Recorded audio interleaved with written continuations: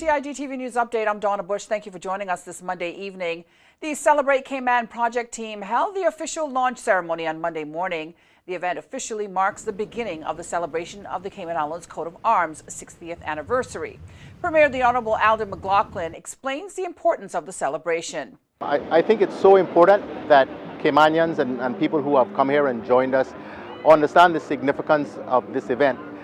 60 years ago, when Cayman got its coat of arms, I really think that was one of the triggers for what is now modern day Cayman. It was the first, that became the first sort of international symbol of national identity. Hitherto, to that, Cayman had always been sort of wrapped up in Jamaica and seen as pretty much a parish of Jamaica, but that was, I think, the clear indication that Caymanians had decided to start to assert their own national identity and to forge their own way and to distinguish themselves from Jamaica. And it triggered a whole set of events which has meant that the last 60 years of Cayman, there's been far more progress than the 300 years before it. And swiftly following the grant of the coat of arms, a year later we got our own constitution. We took the decision not to go with Jamaica but to become a crown colony in our own right. Women got the right to vote and to stand for public office. In 1960 the Companies Law was passed, and then 66 the Banks and Trust Companies Law, setting the sort of basis for the financial services industry.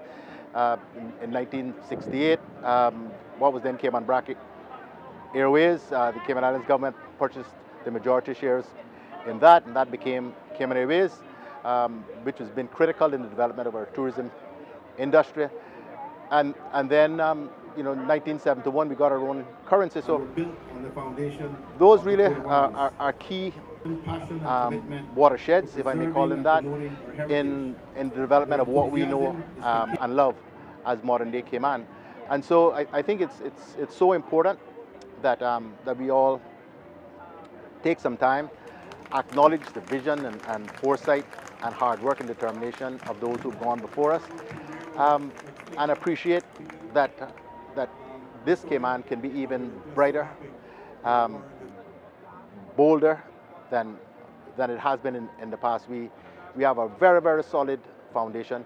The link with the United Kingdom is still strong despite recent challenges, and I believe that we should continue to embrace that and to work with the United Kingdom as we continue to move Cayman from strength to strength. And that 60 years from now, those who come after us will be able to look back with as much pride on our achievements as we are today able to look at the achievements of those who've gone before us. Others attending were members of the public, invited guests, His Excellency Governor Chowdhury, Cabinet Secretary Samuel Rose, members of the Celebrate Cayman Committee, as well as government ministers who shared their thoughts on Celebrate Cayman. Many parts of the program that we had all went very well. The National Folk Singers, the Jubilate Junior Orchestra. We had, for the first time, the professionally scored Beloved Isles Cayman, done by Lisa and Dan Scott. Everybody here today would have heard that publicly for the first time. Just want to say thanks to everyone who made the effort to come out here.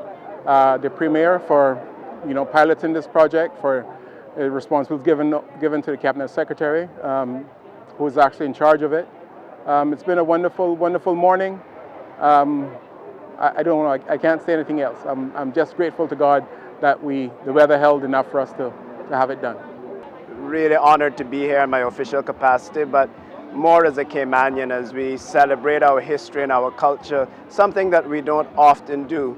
And to be here and to see the return home of our warrant, of the royal warrant, and unveiling of that by one of our senior vestrymen from some 60 years ago was extremely special and a very, very warm feeling in my heart for our country this morning. Well, Celebrate Cayman officials are asking the public to share their photos of the event on social media using the hashtag Celebrate Cayman. Well, in other news this Monday, Premier the Honourable Alden McLaughlin issues this statement on behalf of the government to Member of Parliament Mr. Bernie Bush. He says, I send well wishes to Deputy Speaker and West Bay North MLA Bernie Bush as he prepares to undergo heart surgery. Mr. Bush was admitted to the hospital Friday after doctors became concerned about possible issues with his heart. He's scheduled to undergo surgery on Wednesday. He says, I visited him at the Shetty Hospital on Sunday, and he was in good spirits. We wish him Godspeed in this journey with his healing, and we will keep him in our thoughts and our prayers. Finally, this Monday, since becoming profitable a decade ago, the Cayman Islands Stock Exchange has paid an annual dividend of 75% of its net income to its sole shareholder, the Cayman Islands government. The exchange received an unqualified audit report on the 30th of April this year, following a further period of strong, sustained growth. And after review of the reserves, the stock exchange resolved to pay an additional special dividend of US $1 million to the Cayman Islands government for the benefit of the government treasury. The dividend covers the 18-month fiscal period ending December 31st of 2017. The US $1 million check was presented to Financial Secretary Kenneth Jefferson at his office last Wednesday by Stock Exchange Chairman Mr. Anthony Travers and CEO Mr. Marco Archer. Well, for a look at our weekly schedule of shows here on CIG Television, you can go online to gis.gov.ky and click on Publications at the bottom of the page. If you missed today's news update, you can go to the Cayman Islands Government Facebook page as well as the CIG Television YouTube channel. With your CIG TV News Update, I'm Donna Bush, as always, thanking you for joining us, wishing you a wonderful and safe night, hoping you'll join us back here again tomorrow. Until then, bye-bye for now.